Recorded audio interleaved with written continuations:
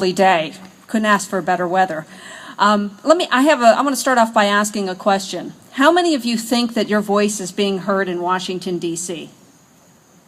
Wow, look at those hands fly up.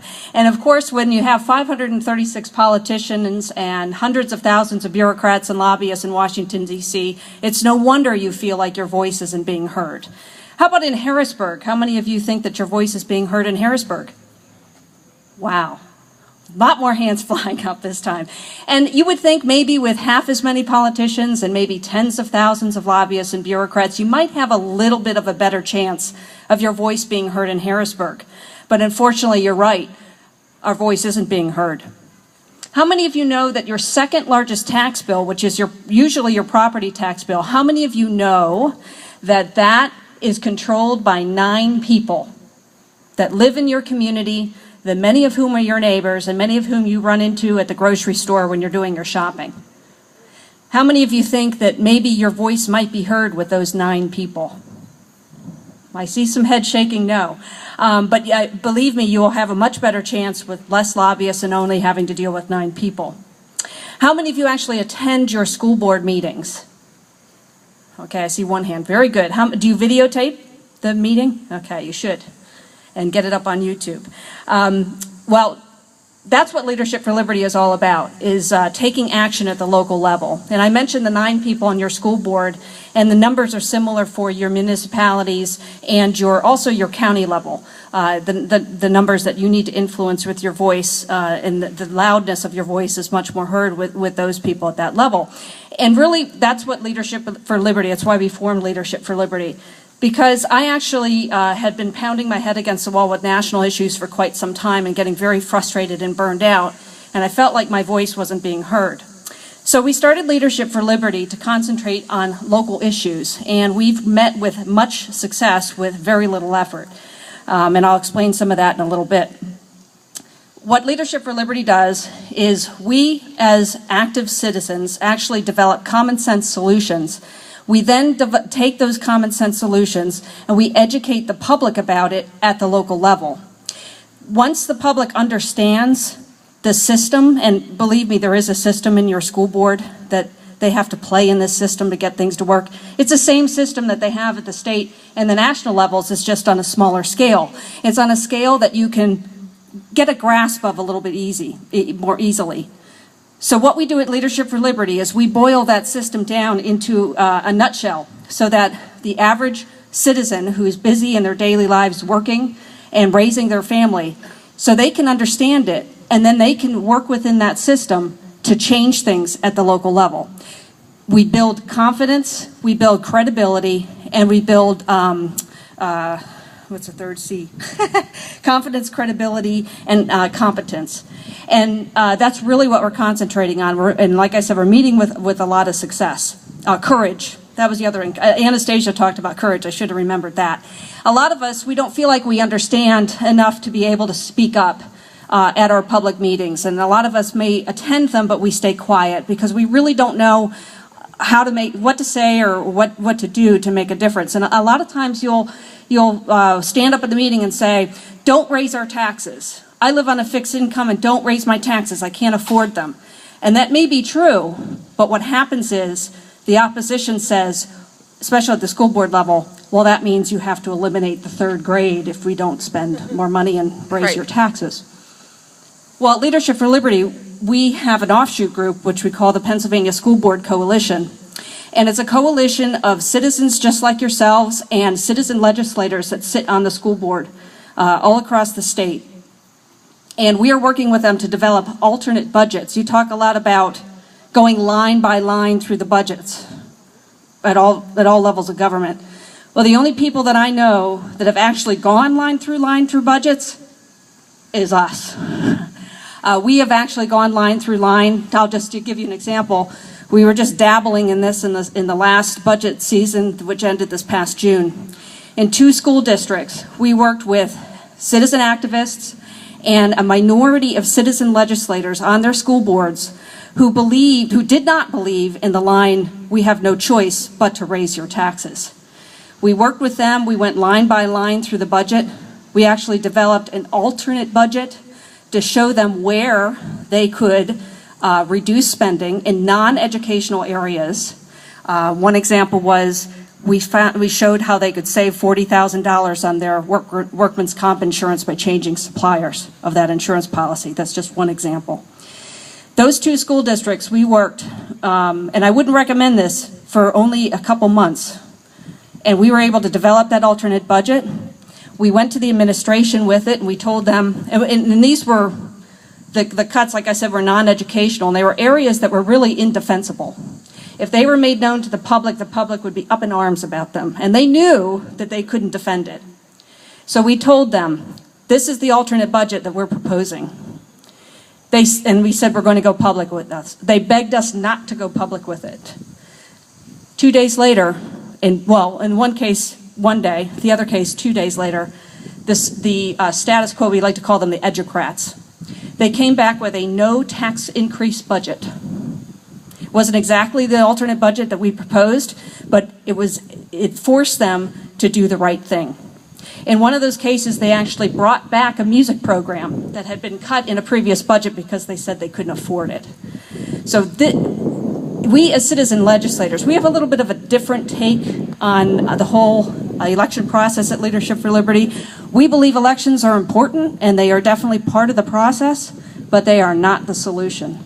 And unfortunately, if we want solutions, we the people have to come up with them. We the people have to then educate our family, friends, and neighbors and the public at large about them.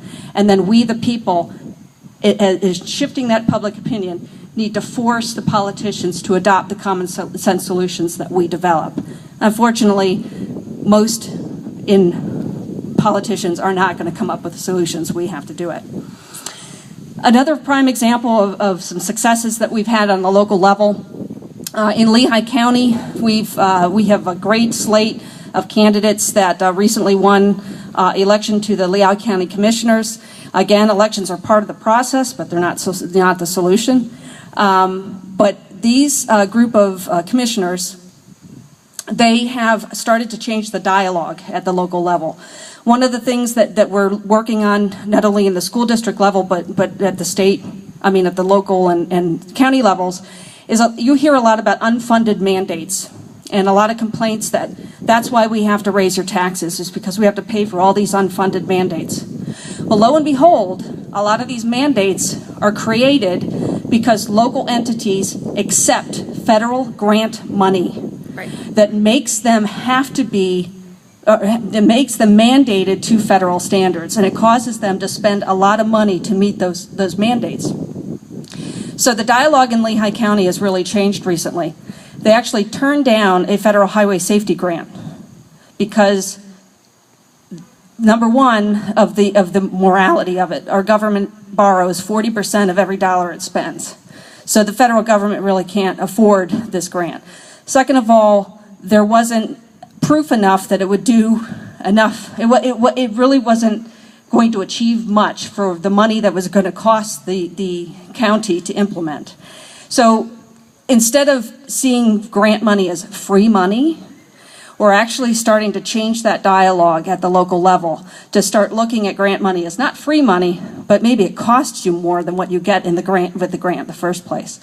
And Leadership for Liberty actually wrote a position paper on the highway safety grant and analyzed the cost of it and some of the reasons why it may not be worth accepting. And that was presented to the commissioners. Again, we can't claim credit that we did it, but that's something that Leadership for Liberty does. Another example, just recently, again in Lehigh County, Lehigh and Northampton County, there's been a bi-county health bureau that has been threatened to be created. And these new reformers that were elected in Lehigh County wanted to kill it once and for all. So Leadership for Liberty did a position paper explaining why the bureau wasn't necessary. We showed all the redundant programs that already are in existence, that this program would just duplicate again. And we demonstrated that there were already services available, that this would not be necessary. Again, that was presented to the commissioners. We cannot take credit for their vote, but we're glad that we were able to provide the information. But the information has gone a long way into starting to educate local citizens and why it's not necessary. Because once you understand, typically this is what would happen. You want people to die, you don't want a health bureau. You want to see people die, that's the only reason you don't want it. Well, when we have the ammunition to come back to them and say, no, there's already this program, that program, this program, that program, and this program that handles those particular items. And the fact of the matter is that death rates, birth mortality rates, are actually only high in Allentown and not both of counties. So why should both counties be responsible for only a high number in Allentown? And there are already programs in Allentown that take care of that. So those are the types of things that Leadership for Liberty does, to empower you as individuals to understand the system, get the facts, and be able to counteract what the opposition is telling us. And of course, it's sensational. My favorite one from my school district was, well, you have to eliminate girls' soccer. That was my favorite one that came up one time at an election. So just to review, I just want to, and I've heard other people say it today, rallies and meetings are important. They're fantastic. They're fantastic ways to gain strength through meeting with other people that are of like mind with you. But what you do in between those rallies and meetings is what's really important. And what's important is to take action. And you can take action in the electoral process, which, as I mentioned, is important, but it doesn't offer the solution. Or you can get involved with your school boards and start turning things around. We had success in 2 out of 2 school districts just this past spring. This fall, we're actually launching a school board program for all of the state to teach all of you how you can do what we did in those 2 school districts, how you can do that in your school district. And it doesn't take a majority on the board. It doesn't take waiting to the next election to get a majority on the board. As Milton Friedman once said, electing the right people is nice. Yes. But it's not necessary. What's necessary is to shift public opinion, to convince and make it politically profitable for even the wrong people to do the right thing. And that's what Leadership for Liberty is all about.